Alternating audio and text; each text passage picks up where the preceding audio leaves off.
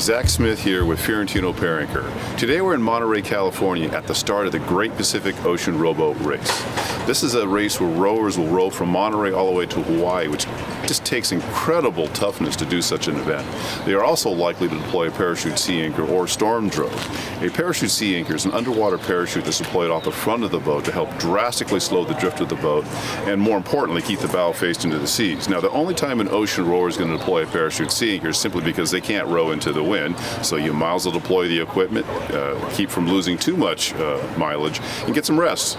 Now, the second time an ocean rower will deploy a parachute sea anchor will be simply because it is just too dangerous to be on deck. You're talking you have severe weather, and I have met with many rowers that have deployed this equipment in tropical storms, and nobody's going to be rowing in 30-foot seas.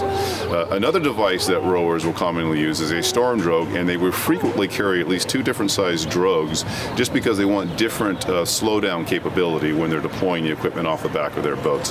For example, if I'm running downwind and I'm going really super fast, my boat will start zigzag. Sailboaters have this issue too. Your boat starts wiggling around all over the place. Well, if I deploy a drogue, it kind of straightens me out a little bit and slows me down. So for calmer weather conditions, for example, some of the open rowboats have a tendency to wiggle around a little bit, even when we're heading into the wind. So they'll just want to deploy a small drogue to slow down and straighten them out a little bit. They don't want to deploy a great big one because if it slows you down too much, well, heck, you're just going to have a harder workout. For many years now, I have been going out on sea trials with these ocean rowers, just trying to see what works and what doesn't work when we're deploying this type of equipment, and try to come up with some kind of ideas, tips, information that will make things a little bit more simple for deployment. This video really is about just showing basic tips and information which will really help maybe you make some decisions on how you're going to set up your equipment just to make things a little bit more simple.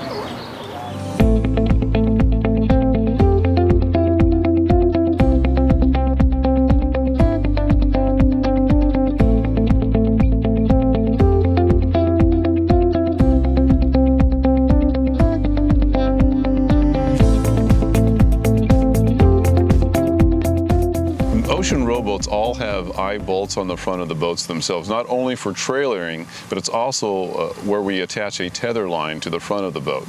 Now, this tether line is normally 12 to 15 feet in length and is stored in the cockpit of the boat.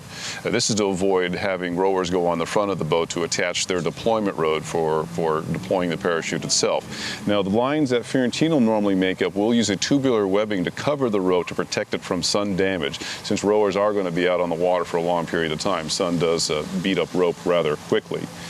Now, the conventional method of deploying a lot of rope with a parachute sea anchor is typically over 300 feet. This kind of mirrors what sailors and power trawlers do when they go long distance. They carry a lot of rope on board to deploy for storm use. But if it's in situations where we're only talking about gale force conditions, we can end up with a lot of slack in the rope itself. And when you have slack in the rope, the parachute starts to collapse and then the boat will swing sideways. It's a very uncomfortable motion that also can generate a lot of shock loading. Now, one way of alleviating that problem a little bit is to add bigger parachutes at the end of the line. Well, the bigger the chute, the more water it grabs to create tension on the line. But that doesn't work 100% of the time. So Fiorentino's road tension method is to add actually a little bit of chain. Usually I will deploy 3 to 5 pounds of chain that's attached at one end of the rope, the other opposite end is attached to the hardware of the parachute itself. So if there is slack in the system, the chain will sink and help keep the parachute inflated. Okay, this reduces the amount of lag time that the parachute could potentially, collapse, because we want to keep that bow facing the seas the entire time. We do not want to fall beam to. Now, Fiorentino's done all kinds of rigging setups where we'll cut rope into segments, meaning that we'll have 50 feet of rope and then another 250 feet of rope separately. A lot of our rowers have, after we've trained with them, have preferred to just deploy the 50-foot rope in order to maintain continuous force on that rope, which keeps the parachute inflated, because the shorter the length of rope, the more it starts to act like a cable, basically, which will keep your parachute inflated. And then at that point, you really don't have to mess with chain.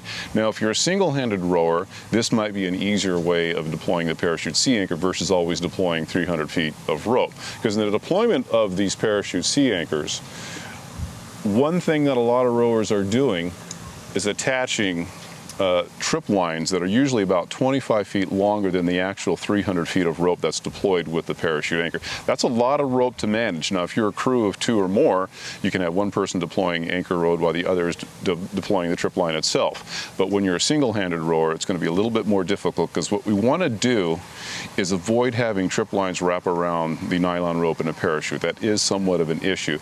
What helps a little bit is to add some flotation to the trip line itself. The floats are normally attached about 25 feet away from the top of the chute. At least that's what Fiorentino, that's how we've been rigging the chutes for a very long time. Now, to kind of get back on the subject of the boat swinging back and forth, whether you do the conventional method of deploying longer lengths of rope or preferring to go the Fiorentino's road tension method of deploying short lengths of rope, or adding chain to the parachute system, there is another option that we can consider if we're doing a bow deployment from an ocean rowboat. Now, the tether I was talking about earlier, the 12 to 15 foot line that's brought back into the cockpit area of the boat, is a straight-on head-to-wind deployment. Now, if the boat starts swinging back and forth, we could grab a spare line, a dock line of some sort, and tie it off. We can do a rolling hitch, we can do slip knot, all kinds of ways that we can just go ahead and just slip this rope over the main rope and go ahead and we can heave to, basically set up a bridle setup. And some of the boats have cleats on the front of them that permit you to heave to, others do not, but it's something that you may want to consider, something you want to practice with.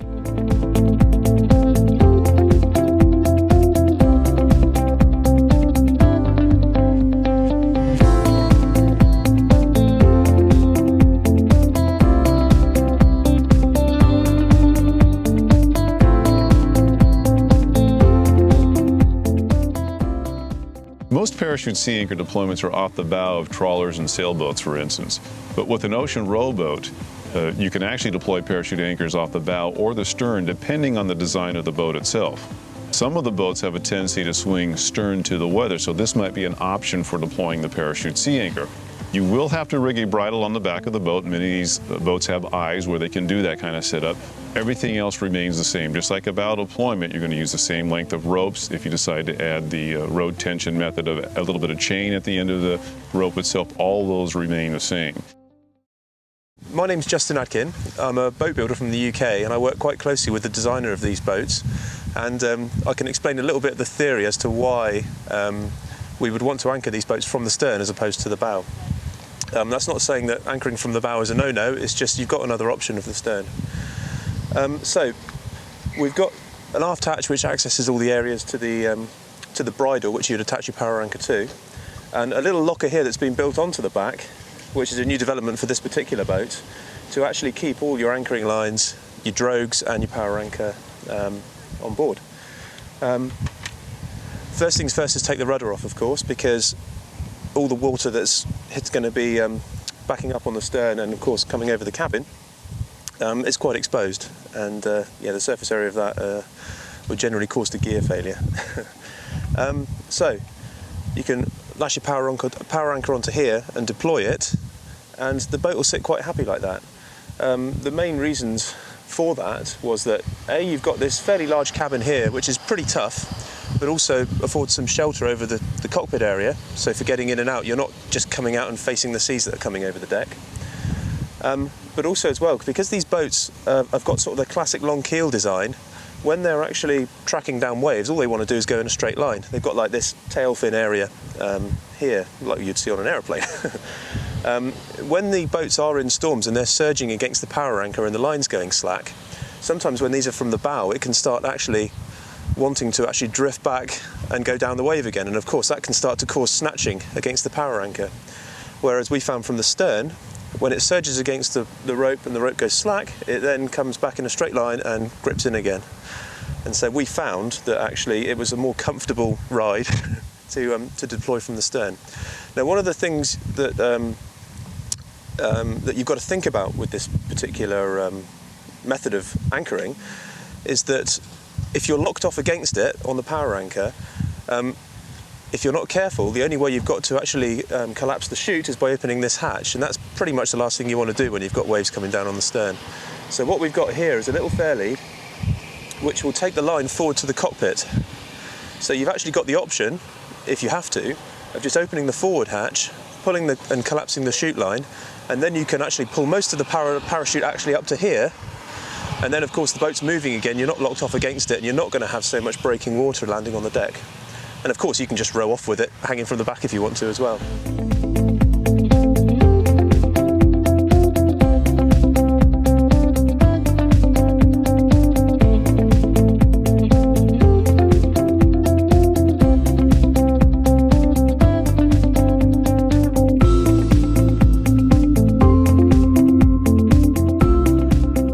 Sometimes in a pinch, if we don't have any hardware pieces to attach our parachute system to our anchor rope or trip line, things like that, you just have to make do with what you have. So one real simple knot to use for attaching equipment to a parachute sea anchor or drogue, for instance, is a simple bowline knot. You just create a little O shape there, right? I'm going to run through it like so. And you pull that tight. There's your bowline knot. Okay? It's a real nice, strong attachment point. And if you got a little extra tail left over here, you can use some duct tape, something like that, to help make it a little bit stronger. I can show you real quick once again. I form my little O. Run to the back side. I'm going to go around the deployment road and back through the hole. Okay? That's my bowline knot for doing quick attachments. If I don't have any stainless hardware to attach my rope to my parachute sea anchor or storm drogue. Additionally, let's just say for whatever reason you're under massive stress, for the life you cannot remember how to do a bowline knot. You can't remember any kind of knot. We can all do this one. Run it through one time, right? Like so. We can all make a knot. Simple little knot like so. Leave a longer tail than I did right here, and I would do about 2 or 3 of these and then duct tape this. Duct tape really works very well. I learned that when I was working with the Navy SEALs and we had a bunch of scuba gear split on us. Those guys just started bringing out all this duct tape and I go, wow, that stuff really holds up nicely. So duct tape your end here, and now at least you have a temporary attachment point until you can get sorted out later on.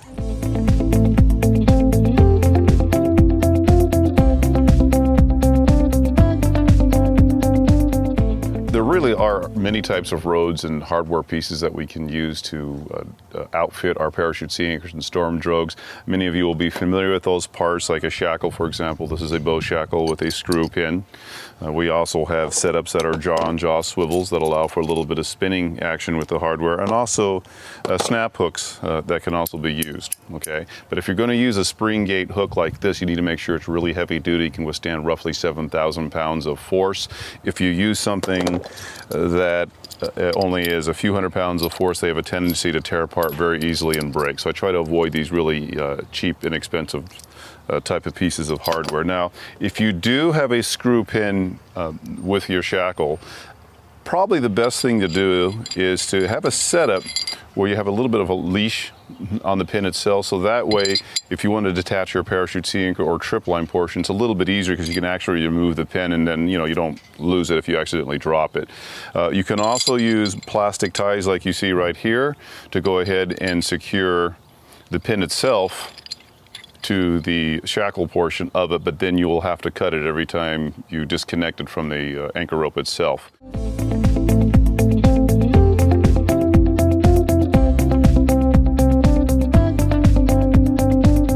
What I'm finding during our training exercises is if we keep everything separated, keep our anchor rod, our deployment rod separate from our trip line and our parachute sea anchor when it comes time for deployment, it's a lot easier to handle all the equipment. So normally the trip line will go in the water first. We'll pay out all of the trip line until it's completely deployed.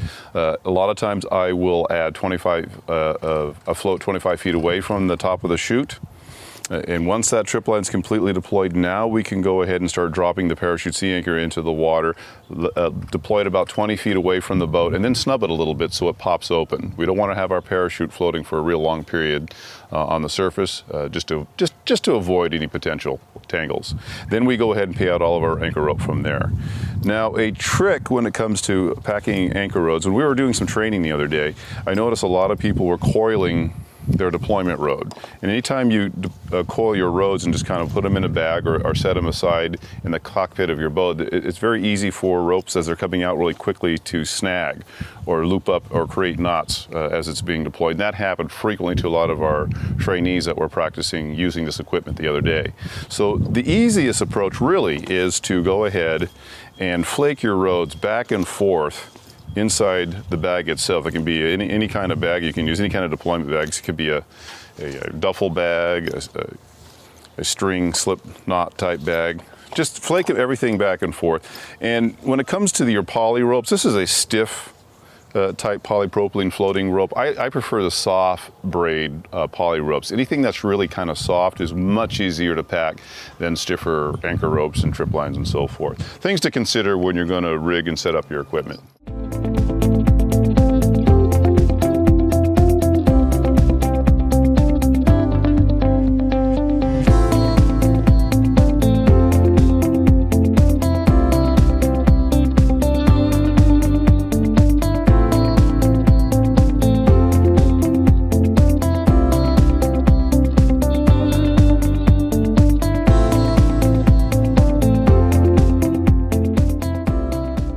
My name is Vicky Otmani, and I am on Team Fight the Kraken. And this is our lovely boat right here, Sedna, with my rowing partner, Megan, in the background. And luckily, yesterday we had the opportunity to get out and practice testing out our sea anchor and our drogue. The conditions weren't ideal for testing those out, but we did have a little bit of a breeze, and we got to deploy the drogue and see what that feels like to retrieve it. We got to deploy the sea anchor and hammer out a couple of little issues that I was having with making the right connections together. And the best part was that I had Megan with me so that she was able to actually row the boat in the direction we needed it to go to be able to deploy both of those things. So having a partner definitely helped, and it was great being able to practice. I love to practice things in general, just to have run-throughs so you know if any kinks are going to happen, where they're going to happen, and just having that comfort of knowing that we've done it at least a couple of times before we're actually in a stormy situation where things can get dangerous, you're exhausted, you're stressed out, and you might make some bad decisions, not even realizing that they're bad decisions. So yesterday I really appreciated getting to do that, even though I was frustrated at the time and cursing up a storm, but it was just venting, a little bit and, a little bit of our exhaustion. But yeah, we enjoyed it. And it's been something that I've been worried about, because really that's the only part of the trip that I know we're going to have to use. Well, hopefully not, but know we're probably going to have to use it, that I hadn't gotten to run through and wasn't super confident on. So I definitely appreciated that practice.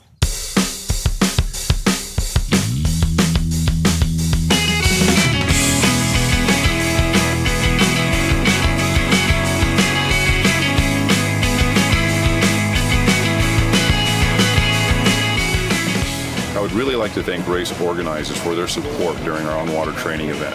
Thank you for watching.